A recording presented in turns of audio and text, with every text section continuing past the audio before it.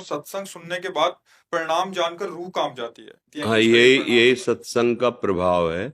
सत्संग, सत अगर है सामने और उसकी बात सुनने को मिल जाए तो उसका प्रभाव ही यही पड़ेगा कि आपके हृदय में जलन पैदा हो जाएगी, मैं कितना गलत हूं। क्योंकि अब आपको पर जैसे मन में आ रहा हम बहुत सुंदर है, पर दर्पण जब सामने आया तो लगा कि यार जितना हम सोचते हैं उतना सुंदर तो नहीं है ना दर्पण से।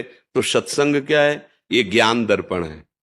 आपको जीव ही झका तो घबराहट हुई, अरे मेरे से ऐसी गलती कैसे हो गई, मैं कितनी गलतियां कर रहा हूं, मुझे इसका परिणाम भोगना पड़ेगा। अब भयभीत हुआ ना, होना चाहिए भयभीत।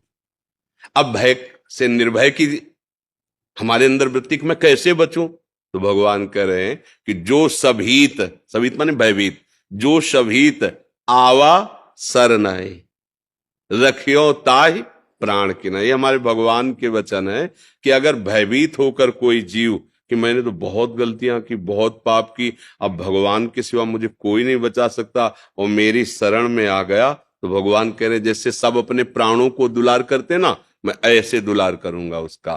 कोटि विप्र बद लागए जाहू आए शरण तजो नहीं ताहू। अगर करोड़ ब्रह्म हत्याएं भी उससे हो गई और मेरी शरण में आ जाए तो मैं फिर उसे त्यागता नहीं हूं।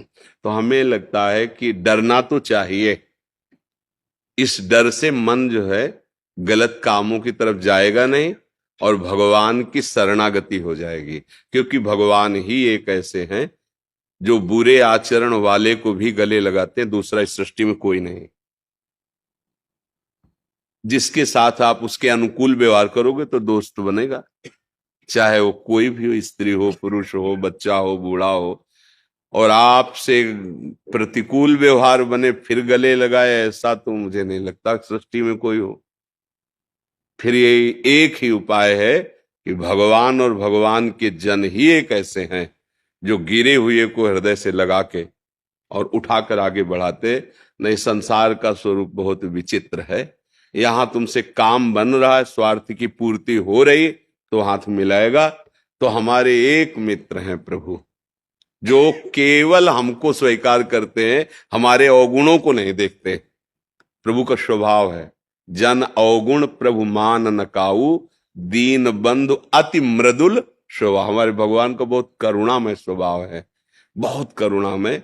जैसे किसी अरब खरबपति आदमी का अकेला लड़का हो और उससे कोई नुकसान हो जाए, कोई गलती हो जाए, और वो दौड़ के कि पिताजी गलती हुई, तो उसका हृदय भराएगा और कहेगा चाहे सारी संपत्ति लग जाए दांव पे, तू चिंता मत कर, मैं तुझे कुछ नहीं होने दूंगा। तो आपको विश्वास हो जाता है ना, हमारे प्रभु तो अनंत ब्रह्मांडों के मालिक हैं। अच्छा, पिता क्या है कि कानून के आगे उसको भी झुकना पड़ेगा, लेकिन जिन्होंने कानून निर्माण किया वो हमारे प्रभु हैं। वो जब कह रहे कि माफ, तो फिर किया। हम बहुत बार उदाहरण किया है कि न्यायालय विभाग में वकीलों के द्वारा प्रमाणित हो गया दोष और उसकी सजा हो गई कि इसको फांसी की सजा दी जाए, अब तो कोई नहीं क्षमा कर सकता ना, बस एक राष्ट्रपति है क्षमा कर सकता है। ऐसे ही हमसे पाप हुए, माना, उनका दंड भी हमने नरकों में पढ़ा सुना शास्त्र में कि ये नरक में ये दंड मिलता है ऐसे पाप करने वालों का, वो भी पक्का सत्य।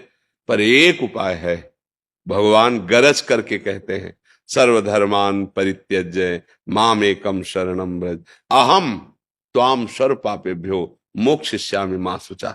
एक राष्ट्रपति फांसी की सजा माफ कर सकता है, तो अनंत ब्रह्मांडों के स्वामी प्रभु कह रहे हैं मैं तुझे सर्व पापों से मुक्त करूं।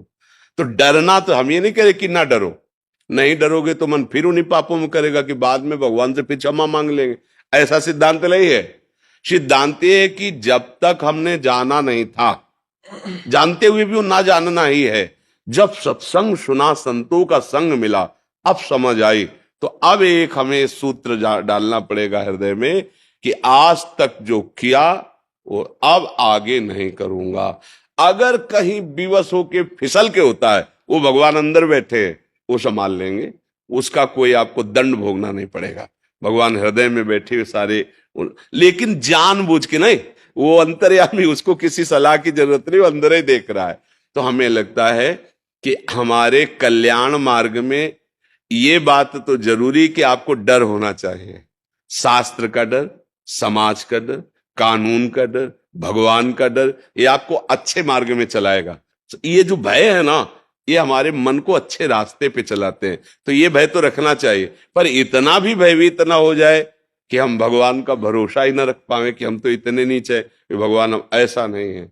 भगवान इतने कृपालु हैं कि वो कैसा भी कोई हो, अपिचेत सुदुराचारो भजते माम अनन्य भाग। सुदुराचारों को मतलब होता सांगो पांग पाप करने वाला, कोई अंग नहीं छोड़ा पाप के, सब कर डाले। वो भी यदि मेरी शरण में आ जाता है तो साधु मंतव्य, मैं उससे आदेश करता हूं कि साधु मानो, अब करो सद्य ते साधु, मैं उसे महात्मा बनाऊंगा। तो मालिक हैं वो। तो मुझे लगता है कि इस बात में हम डरे ना कि अब मेरा उद्धार नहीं हो सकता।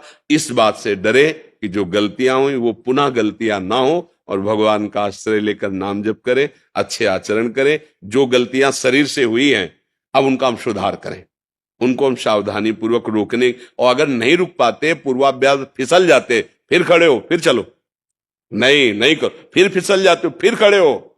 एक दिन तो आप अपनी इतनी मजबूती से निश्चय के द्वारा इन वृत्तियों को रोक लेंगे, पक्का रोक लेंगे। घबराने की जरूरत नहीं। अब जैसे कह दे कि आज से होना ही नहीं चाहिए, तो अनुभव नहीं इसलिए भले को तुम बोल दो, नहीं, ऐसा नहीं है। ब्रेक भी मारो तो हाथ दो हाथ, ब्रेक लगने पर वो पहिया फिसल जाता है ना, ऐसी पूर्वाभ्यास है। आज से हम कह रहे नहीं करेंगे, पर एक समय ऐसा आएगा जिस समय हमसे त्रुटि हो जाएगी। इसलिए हम ये आपको कहते कि अगर फिसल गए तो घबराने की जरूरत नहीं, फिर खड़े हो, फिर कोशिश करो कि हम ना फिसले। फिर फिसल जाते हो, फिर खड़े हो।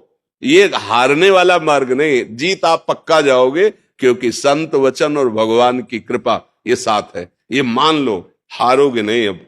पर इतना मतवाला होके ऐसे आचरण ना करे कि वो बाद में क्षमा मांग लेंगे, फिर तो निकलना मुश्किल हो जाएगा। हेमंत जी, पूजा जी, राधे राधे। श्री राधे महाराज जी। महाराज जी, हम लंदन से हैं। महाराज जी, मैं बाहर रहकर संत जन के दर्शन और सानिध्य नहीं मिल पाता हमें, इससे मेरा मार्गदर्शन नहीं हो पाता। कृपया मार्गदर्शन करें। वैसे ये शिकायत तो अधूरी है, क्योंकि ये जो चला है यंत्र का समय ना, तो आप लंदन से भी सुन सकते हैं भगवत चर्चा।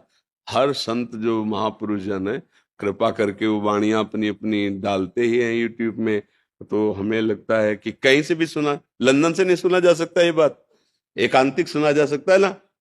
तो आप उसको ये मानो, अपने भाव की बात बता रहे हैं। जैसे हम मोबाइल चला के सत्संग सुने तो भाव है, देखो ये हमने आसन रखा और इसमें हम जिस संत का सुन रहे हैं उसका भाव किया, और मोबाइल को ऐसे ध्यान। अब आप सीधे सामने प्रवचन सुन रहे हो, भाव एक खेल है ना। आप यहां बैठे हो, चिंतन जगत का करो तो आप यहां नहीं हो, आप कहीं भी हो, और भाव किया ना कि किसी भी संत का, कि ये संत भगवान बैठकर हमें उपदेश कर रहे हैं, आपको वही सत्संग का प्रभाव अनुभव में आएगा। और वैसे ही आएगा जैसे हमारे सामने। क्योंकि कहो सो कहां, जहां प्रभु नहीं, क्या लंदन में प्रभु नहीं है क्या? कहीं भी हो आप, प्रभु तो है ना। अच्छा, जितने संत महात्मा या चराचर जीव है सब प्रभु से ही चल रहे हैं। आपको वही परमाणु मिलने लगेंगे, वही भाव बन जाएगा। क्योंकि हमको किसी भी स्थिति में मनुष्य जीवन का परम लाभ खोना नहीं है। मान लो अर्थ प्राप्ति के लिए या अन्य व्यवस्थाओं के लिए आप देश विदेशों में जाइए, आप रहिए, पर आपको जो उद्देश्य है भगवत प्राप्ति का, वो ऐसा नहीं कि अब यहां हमें नहीं मिलता। यूट्यूब में बहुत से महापुरुषों के वचन है, संतों के वचन है, आप उनको सुनिए, मनन कीजिए, वैसे आचरण से रहिए। अगर आप भारत में रह रहे हैं, आचरण ठीक नहीं, तो आपको भगवत प्राप्ति थोड़ी हो जाएगी। हम कह रहे हैं आप हमारे पास रह रहे हो, आचरण ठीक नहीं, तो भगवत प्राप्ति नहीं होगी। क्योंकि कहा नहीं मान रहे, आचरण ठीक नहीं, मनमानी आचरण, तो कहीं भी रहो तो फिर गलती हो जाएगी। आप बहुत दूर रह रहे हो, हमारी बात मान रहे, तो देखो आए ना आप यहाँ, आप हमारे सामने आए ना, ऐसे भगवान आपके सामने आ जाएंगे। नाम जप करो, सत्संग सुनो। हाँ, प्रगट में जैसे आप यहाँ, तो यहाँ का वायुमंडल जो है वो आपको और सामर्थ्य देगा। लेकिन लाया कौन प्रगट में आपको? वही तो लाया ना, वही तो लाया, मोबाइल वाला प्रवचन ही तो लाया। तो आप समझो ऐसा नहीं कि वो व्यर्थ चला गया कि यार मोबाइल के सुनने से क्या होगा, जितने आए हो सब उसी के सुनने से आए हो। भाई अगर हम सत्संग आज थोड़ी करते थे, हम तो इंतजाम से बहुत पहले से कर रहे थे, तो सत्संग तो हो ही रहा था, लेकिन किसको पता था? किसी को नहीं। और जब वही कवर करके और यूट्यूब में डाल तो हजारों लाखों लोगों को आनंद मिलने लगा। तो मतलब सत्संग का प्रभाव तो है ही ना, उसी के प्रभाव से तो आप सामने बैठे हो, उसी के प्रभाव से आप उसको सुन के उसमें से प्रश्न कर रहे हो। अब देखो भाई ने बताया ना कि हमारा जीवन बहक रहा था, सतमार्ग में चल रहा है, अब मुझे बहुत क्लेश। तो ये कैसे हुआ? हमारे सामने कितनी बार बैठे होंगे, लेकिन मोबाइल से ही तो सुना, तो सुधार हुआ कि नहीं हुआ? तो मुझे लगता है ये अधूरापन कलयुग की कृपा से पूरा है, कलयुग ही में है। पहले तो महात्मा लोग ध्यान के द्वारा एक दूसरे से बात करते थे, अब तो मोबाइल से बात कर लो, मोबाइल से देख लो, हर बात आपको मिलेगी। किसी भी महापुरुष के वचन सुन सकते हो, पुराने पुराने संतों के अगर वाणी मात्र के रिकॉर्ड वो भी पड़े हुए हैं। तो बहुत कृपा है, हर चीज गुण दोष से युक्त है, हमको गुण लेना है। अब मोबाइल के दोष भी हैं, गंदी बातें देख सकते हो, अच्छी बातें देख सकते हो, गंदी बातों में आगे बढ़ सकते हो, अच्छी बातों में आगे। तो अच्छाई की तरफ बढ़ो तो आप लंदन में बैठे हुए रोज यहाँ की दिनचर्या देख सकते हो, पूरी खुराक है आपके परमार्थ की। वो हमारे पास नहीं हो, लेकिन हमारे पास ही हो। अच्छा, तुम रोज देखो सुनो तो आपको आभास होने लगेगा कि आप हमसे बहुत प्यार करते हैं, आप हमारे पास बैठे, हो सकता है स्वप्न में आपको अनुभव होने लगे। क्योंकि जो हम चिंतन करते, जो हम सुनते, वही हमारा भाव बन जाता है। तो मुझे लगता है ये अधूरापन तो नहीं मानो, क्योंकि अगर ये मानोगे तो फिर अधूरा ही रहेगा। अच्छा, भारत में रहोगे तो क्या आप किसी संत के पास रह जाओगे क्या? अच्छा, ये हमारे पास रहे तो हर समय हमारे पास थोड़ी है, हम भी तो एकांत सेवन करेंगे। हमारी बात मान रहे तो हमारे पास ही हो, चाहे लंदन में, चाहे अमेरिका में, कहीं भी हो। तो ये तो अधूरी बात, इसको पूरी करो कि हमें संत संग प्राप्त है। और सच्चा सत्संग जो है अपने आप से होता है। आप बात सुने और आप उसे स्वीकार ना करो तो क्या करेगा सत्संग? आपने स्वीकार कर लिया तो वास्तविक सत्संग आपने स्वीकार किया है। अगर आप हमारी बात न स्वीकार करो तो कुछ चले जाए, अभी चले जाओ, कोई फर्क नहीं। और बात स्वीकार किया तो आप आग लग जाएगी कि यार अब कैसे छोड़ें इसको, अब कुछ भी हो यार इसको छोड़ देंगे, अल्लो अमर हो गए। आपने निश्चय किया, सतमार्ग में चलने लगे। ठीक है, आप समझ रहे हैं ना? ऐसे कहां भागोगे भाई? संसार में आए हो, कर्तव्य कर्म करना है, अर्थ चाहिए, अर्थ के लिए देश विदेश कहीं भी कुछ भी जैसे बने, भगवान जो विधान बनावे, पर हम अपना जीवन नहीं बिगड़ने देंगे, भगवत प्राप्ति के मार्ग को हम नहीं छोड़ेंगे।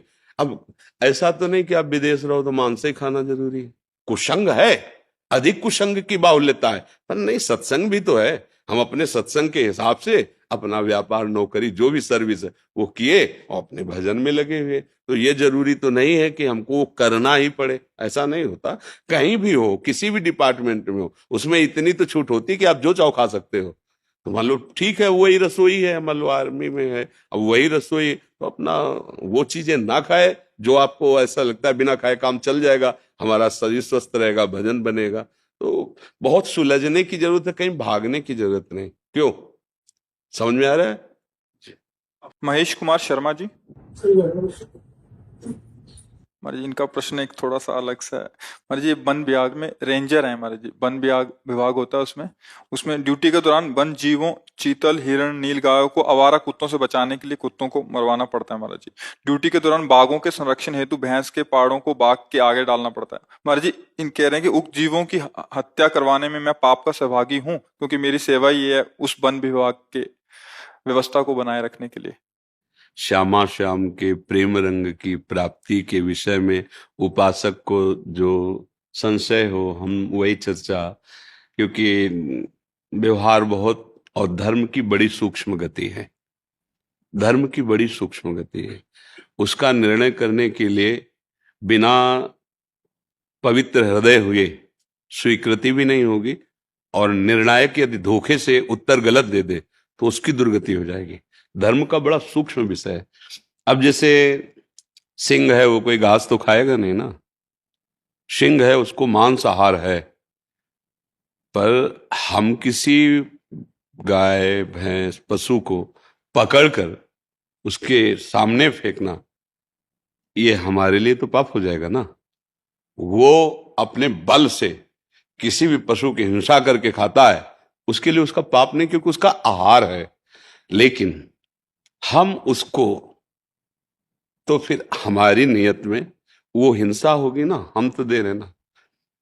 अब दूसरी बात इस भाव में लेते हैं कि जैसे हमारा राजकीय सैनिक राज्य सुरक्षा में खड़ा हुआ है और उधर से कोई जन समुदाय को क्लेश पहुंचाने वाला दुष्ट भाव वाला तो बिना विचार के वो गोली मार देगा, ये उसका पुण्य होगा।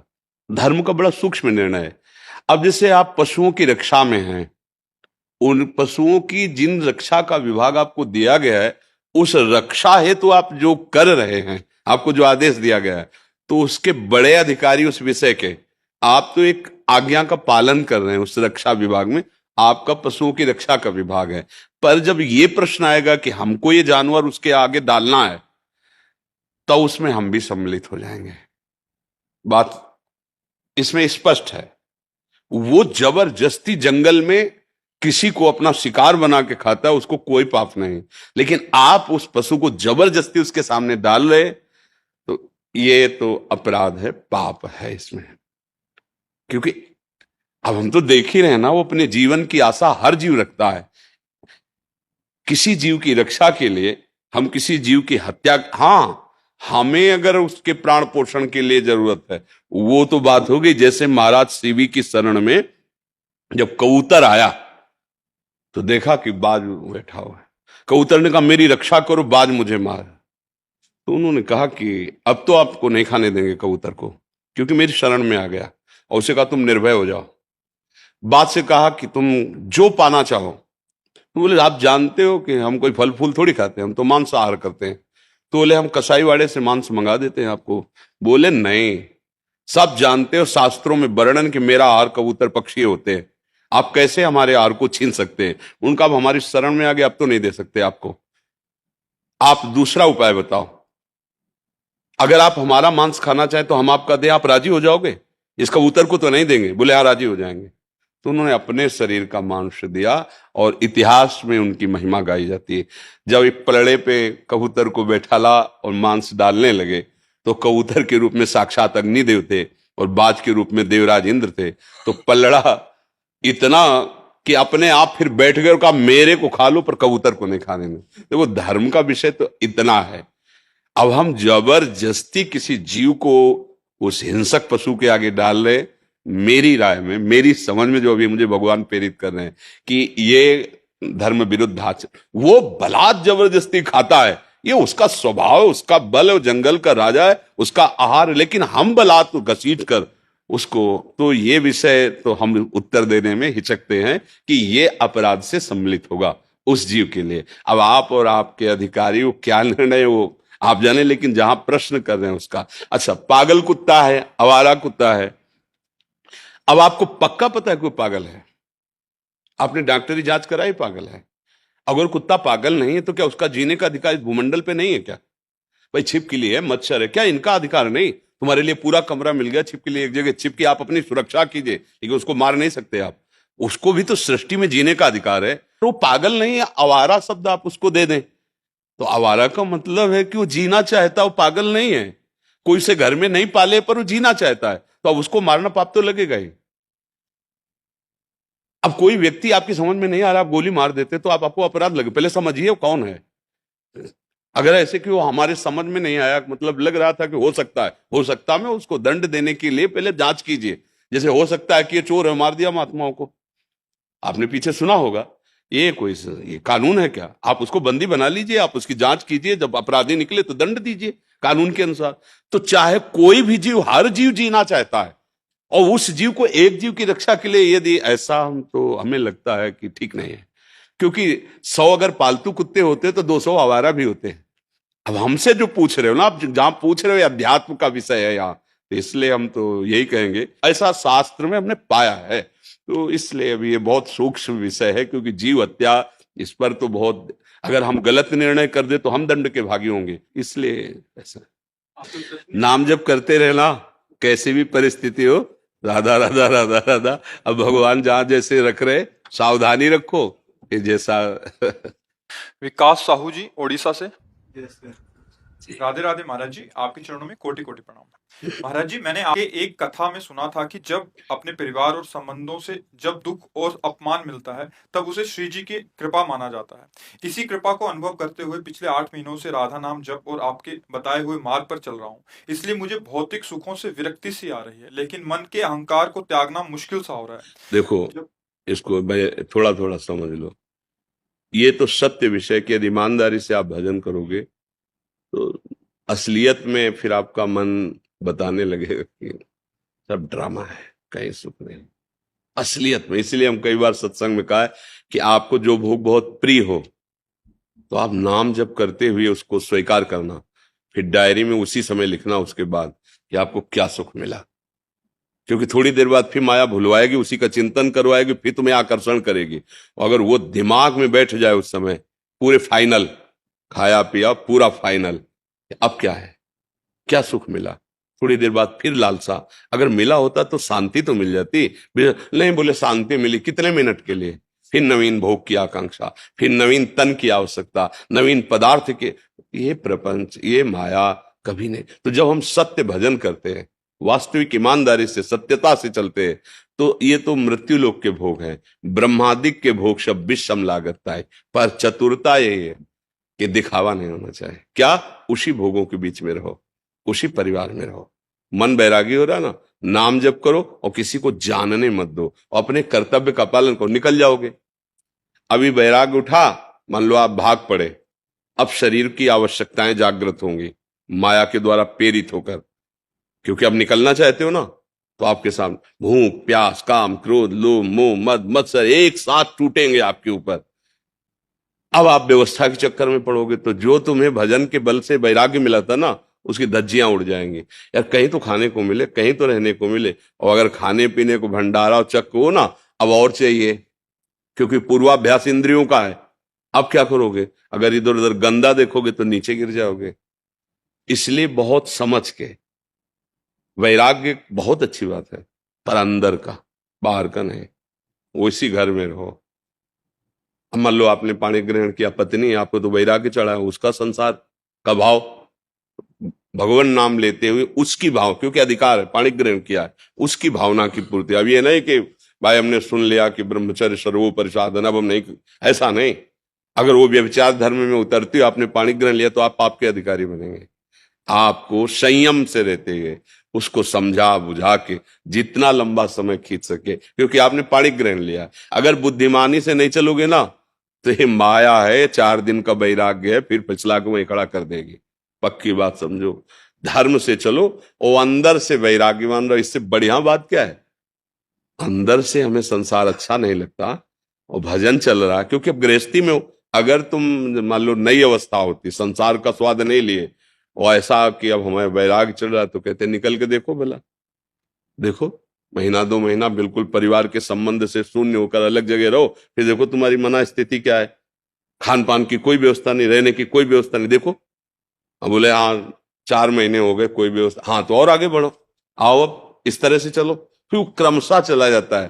तो वैराग्य का मतलब हम गुरुजनों के शासन में रहते हुए आगे बढ़ो। अब आप गृहस्थी में रहे हो, आज वैराग्य चढ़ रहा है, कल पूर्वाभ्यास जो विषयों का है वो तुम्हें गिरा देगा, फिर नाटक होगा भजन में। अभी भजन हो रहा है, अभी तुम्हें संसार कड़ुआ लग रहा है, बढ़ो बढ़ो वहीं बढ़ो जहां हो, जहां से प्राप्त हो रहा है। और वो स्थिति आ जाएगी ना, तो घर में रहो चाहे वन में रहो, बात एक ही हो जाए। और अगर ऐसे भगे तो धोखा हो जाएगा। हमारी प्रार्थना मान लेना, ये बड़ी लंबी रास्ता है, ये बड़ा लंबा मार्ग है, और इसमें बड़े बड़े लुटेरे खड़े हैं। काम क्रोध लोभ मोह मद मत्सर ये क्षण में गिरा देते हैं। संतों की आज्ञा के अनुसार चले, बिल्कुल भागना नहीं, कर्म अपना कर्तव्य मत छोड़ना, जिसके साथ जैसा व्यवहार वैसे, और अंदर की बात गुप्त रखो, वो आपसे भजन कराएगी। संसार के विषयों में फंसने नहीं देगी, भोगते हुए भी फंसने। ये कितनी बढ़िया स्थिति आ रही है, और उनको त्याग के बाहर निकले और उनका चिंतन बनने लगा। अब तो सब गड़बड़ हो गया। जिस चिंतन से हमारा उत्थान हुआ था वही चिंतन ही छूट गया, तो बाहर से तुम उघार घूमो बिना वस्त्र पहने तो क्या होगा, कोई लाभ नहीं है। अंदर से भगवान से प्यार बढ़ रहा है, संसार के भोग अच्छे नहीं लग रहे, ये स्थिति चाहिए। वो मिल रही तो चुप शांत, किसी से कहना नहीं, कोई ये जान न पावे कि आपको विषय अच्छे नहीं लगते। चतुराई इसी में है। अपने अंतर की बात केवल अंतर्यामी भगवान जान रहे। दूसरे की यार हमको ये बातें अच्छी नहीं लगती, अरे अब हमको तो कुछ अच्छा नहीं लगता, फिर फंस जाओगे, फिर द्वंद्व पैदा होंगे, फिर परास्त हो जाओगे। अपनी बात छुपा के रही मन, मन की मन व्यथा रखिए मन में गोय। छुपा, गोय माने छुपाए। अंतर दाव लगी रहे धुआन प्रगटे कोय, कह जाने दिल आपनो या जा सिर बीती होए।